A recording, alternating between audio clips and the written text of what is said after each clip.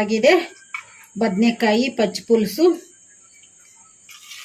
ಈ ಥರ ಮಾಡಿಕೊಂಡ್ರೆ ಈ ಬಿಸಿಲುಗಾಲಕ್ಕೆ ಚೆನ್ನಾಗಿ ತಂಪು ಕೊಡುತ್ತೆ. ಈ ಬದನೆಕಾಯಿ ಪಚ್ಚ ಪುಲ್ಸು ನೀವು ಟ್ರೈ ಮಾಡಿ, ಮನೆಯಲ್ಲಿ ಎಲ್ಲರೂ ಇಷ್ಟಪಡ್ತಾರೆ. ಬದನೆಕಾಯಿ ಪಚ್ಚ ಪುಲ್ಸಿಗೆ ಬೇಕಾಗಿರೋ ಪದಾರ್ಥಗಳು: ಮೀಡಿಯಮ್ ಸೈಜು 2 ಉಳ್ಳಾಗಡ್ಡಿ ತೊಗೊಂಡಿನಿ. ಉಳ್ಳಾಗಡ್ಡಿ ಸಿಪ್ಪೆ ತೆಗೆದು ಕ್ಲೀನಾಗಿ ತೊಳೆದು ಸಣ್ಣದಾಗಿ ಕಟ್ ಮಾಡಿ ಇಟ್ಕೊಂಡಿದ್ದೀನಿ. ಈ ಥರ ಸ್ವಲ್ಪ ಕರಿಬೇವು, ಸ್ವಲ್ಪ ಕೊತ್ತಂಬರಿಯನ್ನು ಕ್ಲೀನಾಗಿ ತೊಳೆದು ಈ ಥರ ಕಟ್ ಮಾಡಿ ಇಟ್ಕೊಂಡಿದ್ದೀನಿ ಸಣ್ಣದಾಗಿ. ಒಂದು ಸ್ವಲ್ಪ ಬೆಲ್ಲ, 4 ಒಣಮೆಣಸಿನ್ಕಾಯಿ ತೊಗೊಂಡು ಎಣ್ಣೆ ಹಾಕಿ ಸ್ವಲ್ಪ ಹುರಿದು ಮಿಕ್ಸಿ ಮಾಡಿಟ್ಟಿನಿ. ಒಂದು 4 ಹಸಿಮೆಣಸಿನ್ಕಾಯಿ, 2 ಮೀಡಿಯಮ್ ಸೈಜು ಟೊಮೊಟೊ ಕ್ಲೀನಾಗಿ ತೊಳೆದು ಈ ಥರ ಕಟ್ ಮಾಡಿ ಇಟ್ಟೀನಿ. ಹುಣಸೆ ರಸ, ನಿಂಬೆ ಗಾತ್ರದಷ್ಟು ಹುಣಸೆ ಹಣ್ಣು ತೊಗೊಂಡು ಕ್ಲೀನಾಗಿ ತೊಳೆದು ನೆನೆಸಿಟ್ಟು ಕಿವುಚಿಟ್ಕೊಂಡಿದ್ದೀನಿ. ಸಾಸಿವೆ, ಜೀರಿಗೆ, ಉಪ್ಪು, ಅರಿಶಿನ ಪುಡಿ, ಒಗ್ಗರಣೆಗೆ ಎಣ್ಣೆ, ಬದನೆಕಾಯಿ. ನಾನು ಒಂದು 3 ಸಣ್ಣ ಬದನೆಕಾಯಿ ತೊಗೊಂಡು ಈ ಥರ ಸಣ್ಣದಾಗಿ ಕಟ್ ಮಾಡಿ ಇಟ್ಟೀನಿ. ಉಪ್ಪು ನೀರಿನಲ್ಲಿ ಹಾಕಿಲ್ಲ ಅಂದರೆ ಬದನೆಕಾಯಿ ಕಪ್ಪಾಗ್ಬಿಡ್ತಾವು. ಅದಕ್ಕೆ ಉಪ್ಪು ನೀರಿನಾಗ ಬದನೆಕಾಯಿ ಕಟ್ ಮಾಡಿ ಹಾಕ್ಕೋಬೇಕು. ಬದನೆಕಾಯಿ ಪಚ್ಚ ಪುಲ್ಸು ಹೇಗೆ ಮಾಡೋದು ನೋಡೋಣ ಬನ್ನಿ. ನಾನು ಸ್ಟವ್ ಆನ್ ಮಾಡ್ಕೊಂಡು ಸ್ಟವ್ ಮೇಲೆ ಒಂದು ಪಾತ್ರೆ ಇಟ್ಟೀನಿ. ಪಾತ್ರೆಗೆ 1-2 ಸ್ಪೂನಷ್ಟು ಎಣ್ಣೆ ಹಾಕಿಟ್ಟೀನಿ. ಈಗ ಎಣ್ಣೆ ಕೂಡ ಬಿಸಿಯಾಗಿದೆ.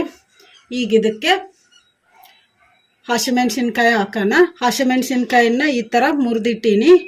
ಹಾಗೆ ಹಾಕಿಬಿಟ್ರೆ ಎಣ್ಣೆಗೆ ಸಿಡಿದು ಬಿಡ್ತೈತಿ. ಈಗ ಹಸಿಮೆಣಸಿನ್ಕಾಯಿ ಹಾಕೋಣ, ಕಲಿಸ್ಕೊಳ್ಳೋಣ.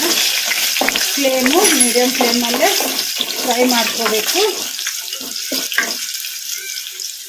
ಈಗ ಹಸಿಮೆಣಸಿನ್ಕಾಯಿ ಕೂಡ ಫ್ರೈ ಆಗಿದಾವಲ್ಲ, ಈಗ ಇದಕ್ಕೆ ನಾವು ಕಟ್ ಮಾಡಿ ಇಟ್ಟಿದ್ವಲ್ಲ ಟೊಮೊಟೊ, ಈಗ ಇವನ್ನ ಹಾಕೋಣ, ಕಲಿಸ್ಕೊಂಡ್ಬಿಡೋಣ. ಟೊಮೊಟೊ ಒಂದು ಸ್ವಲ್ಪ ಮೆತ್ತಗಾಗೋವರೆಗೂ ಫ್ರೈ ಮಾಡ್ಕೋಬೇಕು ಮೀಡಿಯಮ್ ಫ್ಲೇಮಲ್ಲಿ.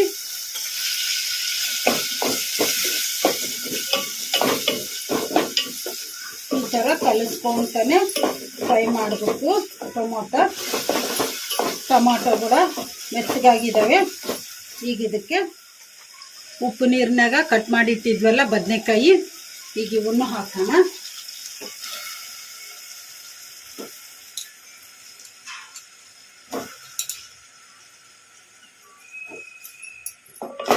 ಕಲಿಸ್ಕೊಂಡ್ಬಿಡೋಣ ಮೀಡಿಯಮ್ ಫ್ಲೇಮಲ್ಲಿ.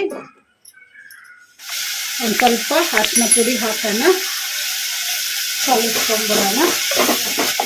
ಕಲಿಸ್ಕೊಂಡ್ಬಿಟ್ಟಿವಲ್ಲ, ಈಗ ತಟ್ಟೆ ಮುಚ್ಚಿ ಫ್ರೈ ಮಾಡ್ಕೊಂಡ್ಬಿಡೋಣ ಬದನೆಕಾಯಿಯನ್ನು ಮೀಡಿಯಮ್ ಫ್ಲೇಮಲ್ಲಿ. ಅವಾಗವಾಗ ತಟ್ಟೆ ತೆಗೆದು ಕಲಿಸ್ಕೊಂತ ಫ್ರೈ ಮಾಡ್ಕೋಬೇಕು ಬದನೆಕಾಯಿ ಮೆತ್ತಗಾಗೋವರೆಗೂ. ಈಗ ಒಂದು ಸಲ ತಟ್ಟೆ ತೆಗೆದು ನೋಡಿ ಕಲಿಸ್ಕೊಂಡ್ಬಿಡೋಣ.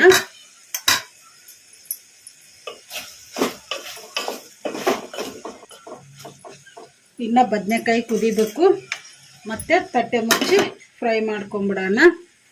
ಇನ್ನೊಂದು ಸಲ ತಟ್ಟೆ ತೆಗೆದು ಕಲಿಸ್ಕೊಂಬಿಡೋಣ. ಇನ್ನೊಂದು 2 ನಿಮಿಷ ಕುದಿಸ್ಕೊಂಬಿಡೋಣ. ಮೆತ್ತಗೆ ಕುದ್ದು ಬಿಡ್ತವೆ ಬದನೆಕಾಯಿ. ತಟ್ಟೆ ಮುಚ್ಚಿ ಇನ್ನೊಂದು 2 ನಿಮಿಷ ಕುದಿಸ್ಕೊಂಬಿಡೋಣ. 2 ನಿಮಿಷ ಆಗಿದೆ. ಬದನೆಕಾಯಿ ಮೆತ್ತಗೆ ಕುದ್ದು ಬಿಟ್ಟಿದ್ದಾವೆ. ಈಗ ಸ್ಟವ್ ಆಫ್ ಮಾಡ್ಕೊಂಬಿಡೋಣ. ಸ್ಟವ್ ಆಫ್ ಮಾಡ್ಕೊಂಡಿವಲ್ಲ, ಈಗ ಇದಕ್ಕೆ ರುಚಿಗೆ ಎಷ್ಟು ಬೇಕೋ ಅಷ್ಟು ಉಪ್ಪು ಹಾಕೋಣ.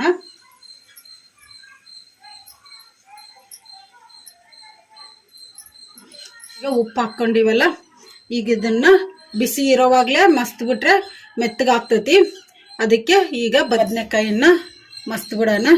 ಈ ಥರ ಬೇಳೆ ಮಸಿಯ ಕೋಲಿಂದ ಮಸ್ತ್ ಬಿಡೋಣ.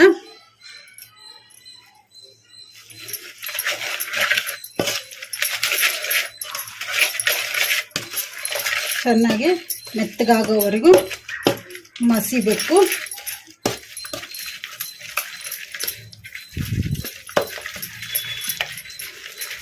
ಚೆನ್ನಾಗಿ ಮೆತ್ತಗಾಗಿದೆ ಬದನೆಕಾಯಿ. ಈಗ ಇದನ್ನು ತೆಗೆದು ಬಿಡೋಣ. ಚೆನ್ನಾಗಿ ಮೆತ್ತಗೆ ಮಸ್ಕೊಂಡಿವಲ್ಲ, ಈಗ ಇದಕ್ಕೆ ಹುಣಸೆ ರಸ ಹಾಕೋಣ. ನಾವು ಕಿವುಚಿಟ್ಕೊಂಡಿದ್ವಲ್ಲ ಹುಣಸೆ ರಸ, ಈಗ ಇದನ್ನು ಹಾಕೋಣ.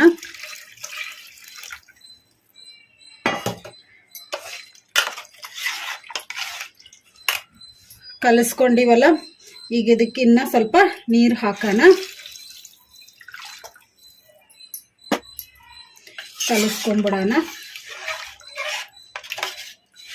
ಜಾಸ್ತಿ ನೀರಾಗೂ ಇರಬಾರ್ದು, ಜಾಸ್ತಿ ಮಂದಕ್ಕೂ ಇರಬಾರ್ದು. ಅದಕ್ಕೆ ಇನ್ನು ಸ್ವಲ್ಪ ನೀರು ಹಾಕೋಣ. ಸಾಕು ಇಷ್ಟಿದ್ರೆ. ಈಗ ಇದಕ್ಕೆ ನಾವು ಕಟ್ ಮಾಡಿ ಇಟ್ಟಿದ್ವಲ್ಲ ಉಳ್ಳಾಗಡ್ಡಿ, ಈಗ ಇದನ್ನು ಹಾಕೋಣ.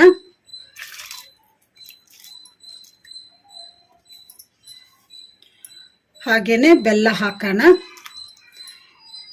ಕೊತ್ತಂಬರಿ ಹಾಕೋಣ. ನಾವು ಮಿಕ್ಸಿ ಮಾಡಿಟ್ಟಿದ್ವಲ್ಲ ಒಣಮೆಣಸಿನ್ಕಾಯಿ, ಈಗ ಇವನ್ನು ಹಾಕೋಣ. ಖಾರ ಪುಡಿನ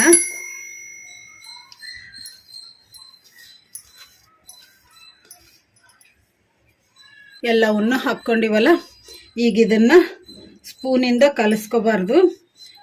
ಸ್ಪೂನಿಂದ ಕಲಿಸ್ಕೊಂಡ್ರೆ ಅಷ್ಟು ಟೇಸ್ಟ್ ಬರಲ್ಲ. ಈಗ ಕೈಯಿಂದ ಕಿವುಚ್ಕೊಂಡ್ಬಿಡೋಣ ಚೆನ್ನಾಗಿ. ಬೆಲ್ಲನೂ ಉಳ್ಳಾಗಡ್ಡಿ ಕೊತ್ತಂಬರಿ ಎಲ್ಲ ಫ್ಲೇವರ್ ಎಲ್ಲ ಹುಣಸೆ ಹುಳಿಗೆ ಹಿಡಿಯೋ ಥರ ಚೆನ್ನಾಗಿ ಕಿವುಚ್ಕೋಬೇಕು. ಉಪ್ಪೇನನ್ನ ಕಡಿಮೆ ಬಿದ್ದರೆ ಆಮೇಲೆ ಟೇಸ್ಟ್ ನೋಡಿಕೊಂಡು ಹಾಕ್ಕೋಬೋದು. ಚೆನ್ನಾಗಿ ಕಿವುಚ್ಕೊಂಡ್ಬಿಟ್ಟಿವಲ್ಲ, ಈಗ ಇದಕ್ಕೆ ಒಗ್ಗರಣೆ ಹಾಕ್ಕೊಂಬಿಡೋಣ. ನಾನು ಸ್ಟವ್ ಆನ್ ಮಾಡ್ಕೊಂಡು ಸ್ಟವ್ ಮೇಲೆ ಒಂದು ಕಡಾಯಿ ಇಟ್ಟಿದ್ದೀನಿ. ಕಡಾಯಿಗೆ ಒಂದು 2 ಸ್ಪೂನ್ ಅಷ್ಟು ಎಣ್ಣೆ ಹಾಕಿಟ್ಟಿದ್ದೀನಿ. ಎಣ್ಣೆ ಕೂಡ ಬಿಸಿ ಆಗಿದೆ. ಈಗ ಇದಕ್ಕೆ ಒಂದು ಅರ್ಧ ಸ್ಪೂನಷ್ಟು ಸಾಸಿವೆ ಜೀರಿಗೆ ಹಾಕೋಣ. ಕಲಿಸ್ಕೊಂಬಿಡೋಣ. ಸಾಸಿವೆ ಜೀರಿಗೆ ಚಟಪಟ ಅಂದಿದಾವಲ್ಲ, ಈಗ ಇದಕ್ಕೆ ನಾವು ಕಟ್ ಮಾಡಿ ಇಟ್ಕೊಂಡಿದ್ವಲ್ಲ ಉಳ್ಳಾಗಡ್ಡಿ, ಈಗ ಇವನ್ನು ಹಾಕೋಣ. ಕಲಿಸ್ಕೊಂಬಿಡೋಣ. ಈಗ ಇದಕ್ಕೆ ಕರಿಬೇವು ಹಾಕೋಣ. ಕಲಿಸ್ಕೊಂಬಿಡೋಣ. ಉಳ್ಳಾಗಡ್ಡಿ ಗೋಲ್ಡನ್ ಬ್ರೌನ್ ಕಲರ್ ಬರೋವರೆಗೂ ಫ್ರೈ ಮಾಡ್ಕೋಬೇಕು. ಈ ಥರ ಕಲಿಸ್ಕೊಂತ ಮೀಡಿಯಂ ಫ್ಲೇಮಲ್ಲಿ. ಉಳ್ಳಾಗಡ್ಡಿ ಗೋಲ್ಡನ್ ಬ್ರೌನ್ ಕಲರ್ ಬಂದಿದಾವಲ್ಲ, ಈಗ ಸ್ಟವ್ ಆಫ್ ಮಾಡಿಕೊಂಡು ಬದನೆಕಾಯಿ ಪಚ್ಚ ಪುಲ್ಸಿಗೆ ಒಗ್ಗರಣೆ ಹಾಕ್ಕೊಂಬಿಡೋಣ. ಈಗ ಒಗ್ಗರಣೆ ಹಾಕ್ಕೊಂಬಿಡೋಣ ಬದನೆಕಾಯಿ ಪಚ್ಚ ಪುಲ್ಸಿಗೆ.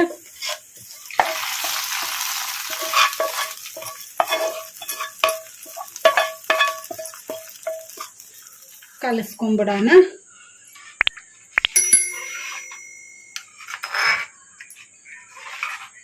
ಕಲಿಸ್ಕೊಂಬಿಟ್ಟಿವಲ್ಲ, ರೆಡಿ ಆಗಿದೆ ಬದನೆಕಾಯಿ ಪಚ್ಚ ಪುಲ್ಸು. ಈ ಬದನೆಕಾಯಿ ಪಚ್ಚ ಪುಲ್ಸನ್ನ ಅನ್ನದ ಜೊತೆಗೆ ತಿಂದರೆ ತುಂಬ ಟೇಸ್ಟಿಯಾಗಿರ್ತೈತಿ. ಈ ಥರ ಮಾಡಿಕೊಂಡ್ರೆ ಈ ಬಿಸಿಲುಗಾಲಕ್ಕೆ ಚೆನ್ನಾಗಿ ತಂಪು ಕೊಡುತ್ತೆ ಈ ಬದನೆಕಾಯಿ ಪಚ್ಚ ಪುಲ್ಸು. ನೀವು ಟ್ರೈ ಮಾಡಿ, ಮನೆಯಲ್ಲಿ ಎಲ್ಲರೂ ಇಷ್ಟಪಡ್ತಾರೆ.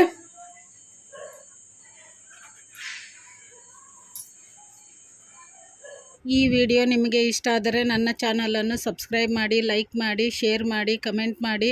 ಸಬ್ಸ್ಕ್ರೈಬ್ ಬಟನ್ ಪಕ್ಕ ಬೆಲ್ ಬಟನ್ ಇರುತ್ತೆ, ಅದನ್ನು ಪ್ರೆಸ್ ಮಾಡಿ.